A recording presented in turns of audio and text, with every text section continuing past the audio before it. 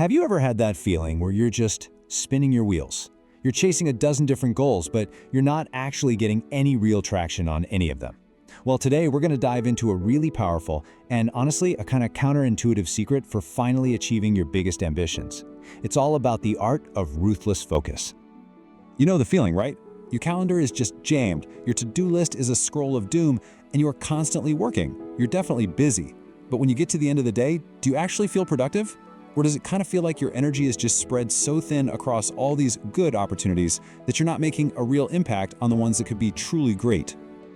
So here's the big twist. What if the real path to massive success isn't about doing more, but actually about doing less? What if the key isn't adding more to your plate, but ruthlessly taking things off of it? This whole idea is the foundation for one of the most effective focus strategies I've ever come across. And look, this isn't just some random productivity hack you'd find online. This strategy actually comes from one of the most successful and focused minds out there, the legendary investor, Warren Buffett. He came up with a super simple method to make sure he was always, and I mean always, working on what mattered most. It's called the 25-3 rule, and its real power is in its simplicity and, well, its brutality. This isn't just about making a priority list. It's about ruthlessly, and I mean ruthlessly, cutting out everything else. The whole point is to force an extreme level of focus that gets you extraordinary results, not just, average ones. Okay, so how do you actually do this? The best part is, it's a beautifully simple 3-step process that you can literally apply to your own life, like today. All right, step 1 is the fun part. This is the dream phase. Grab a piece of paper and just brain dump the top 25 things you want to accomplish. So you might write down things like get a big promotion, run a marathon, finally learn Spanish, start that side hustle you've been thinking about, read 50 books this year, renovate the kitchen. You get the idea. All good, ambitious goals. Now for step 2. This is where it gets tough. You have to go back over that list of 25 and force yourself, and I mean really force yourself, to circle only your top 3. Not 5, not 10, just 3. So in our example, after a lot of hard thinking, you circle get a promotion, run a marathon, and start a side hustle. Everything else is left behind. So let's recap. You've listed your 25 goals. You've circled your top 3 most important ones. This leaves you with 2 lists, right? And the entire secret to this whole method, the part that makes it so unbelievably powerful, is what you do with that second list of the remaining 22 goals.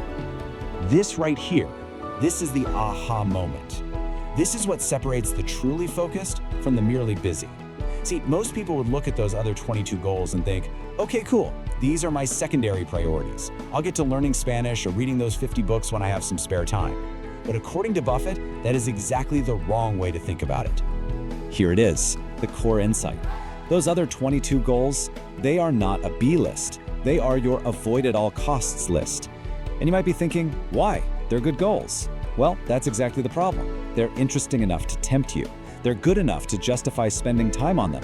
But ultimately, goals like learn Spanish are the very things that will distract you and suck all the energy away from the top 3 goals that will actually change your life.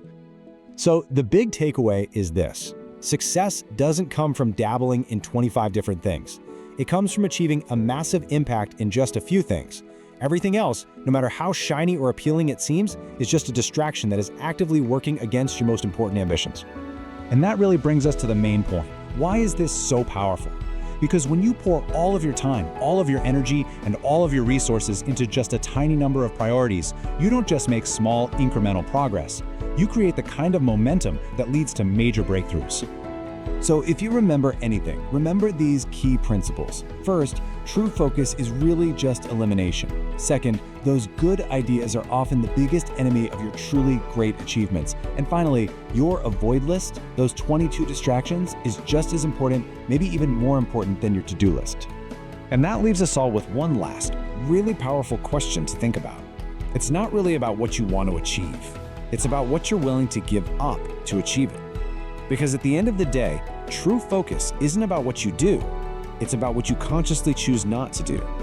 So what's on your avoid list?